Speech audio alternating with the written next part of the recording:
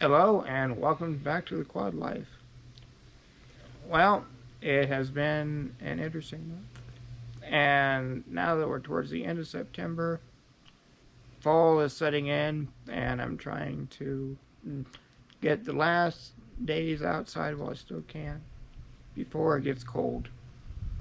Well, this month we have gone over a lot of different things that I use as a person with a spinal cord injury.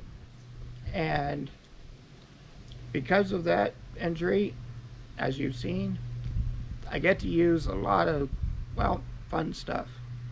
I get this wheelchair that gets me around, and I can drive by chin. I get amazing parking spots.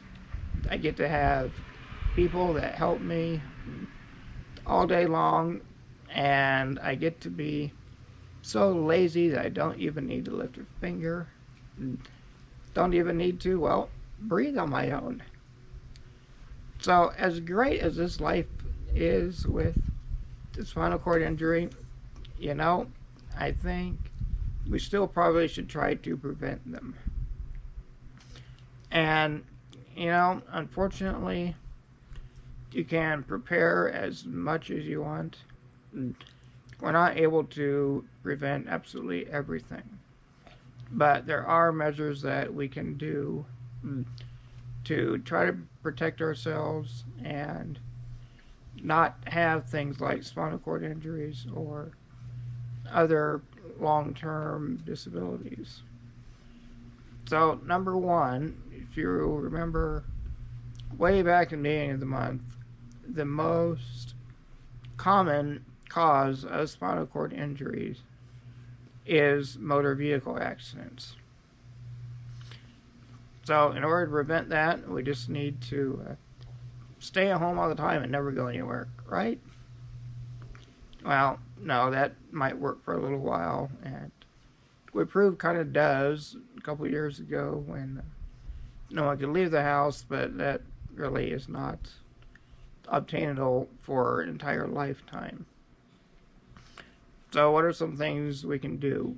Well, first, make sure that you never drive under the influence of anything. So, of course, we never want to drive if we've had drugs or any type of alcohol in our system. There, of course, are designated drivers if you choose to go out and go drinking. And if you do that, make sure that you have a sober driver that can take you someplace or call a taxi or something. Because, just a few drinks and driving, no matter how far the distance is, it's not worth it to potentially harm you or other people. And the same goes with distracted driving, and is even possibly more common now, that we worship the god of the cell phone, as I say. That when we're driving, we obviously people that are texting on their phone or getting deep into a conversation, and it's not worth it again. Believe it or not, it wasn't that long ago that we didn't even have phones with us in the car. We had them, at home. We survived quite well at that time too. Again, there is no text or conversation so important that you have to answer it and keep talking while you're driving. If there is something that's important, pull over to the side and stop. It only takes a couple seconds of looking down and seeing that maybe your legs are in the sun, and then look up, and you're about to be hit or hit someone. Again, for both of these, they are very easily done away with. You have to determine that you care enough about yourself or other people on the road that you can stop these things and not have problems for other people. And then finally, in a vehicle, always wear your seatbelt as well.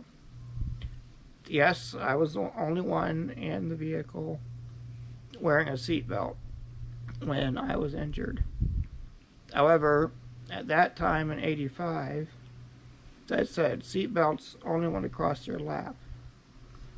Now, they go up and over your shoulder and give you much more support. So, in case of collisions now, if you have your seatbelt on and with airbags, chances of major injuries are less. I watch a guy that is called Midwest Towing, or Ron Pratt, that does tow truck driving for trucks and cars and all kinds of different accidents. And you see a vehicle and it's completely destroyed, but many times a person walks away from it without being injured, and that is quite amazing to see, but very thankful as well.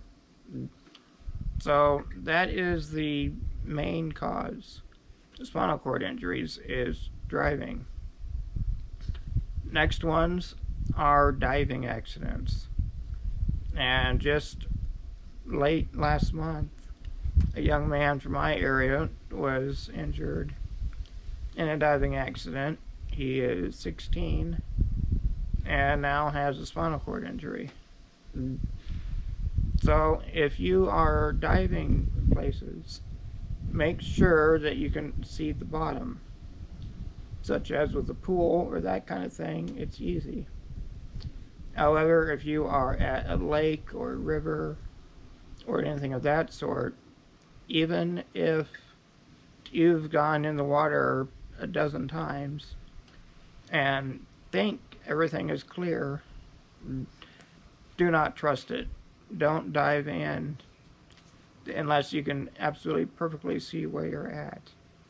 Because especially in moving water, there is a lot of debris like logs and stuff that can float just under the surface.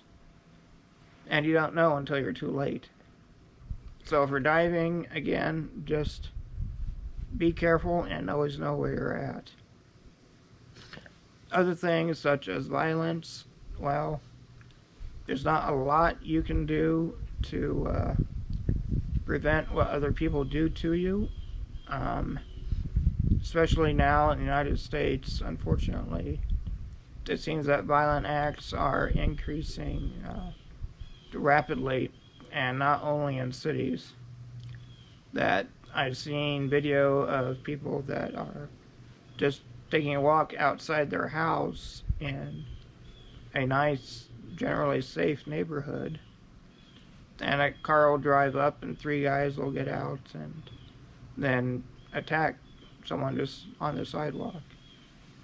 But in these types of situations, I would say, unfortunately, no matter where you live, try not to be out alone and be extremely aware of your surroundings and protect yourself for what you can.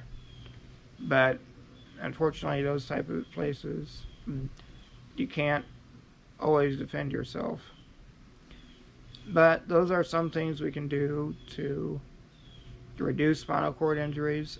Again, be very careful with driving.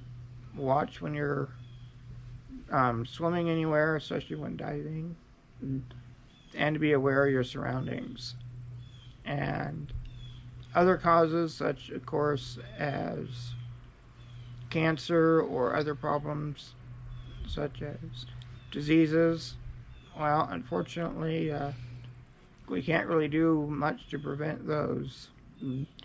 You always want to keep up your best health that you can, but if it is God's will for your life to experience one of these, then, well, as we've been seeing, there are still a lot of things you can do, even with the spinal cord injury or disease. But I believe that is all for today. I'm sure I've left something out, but I think I've got the main points.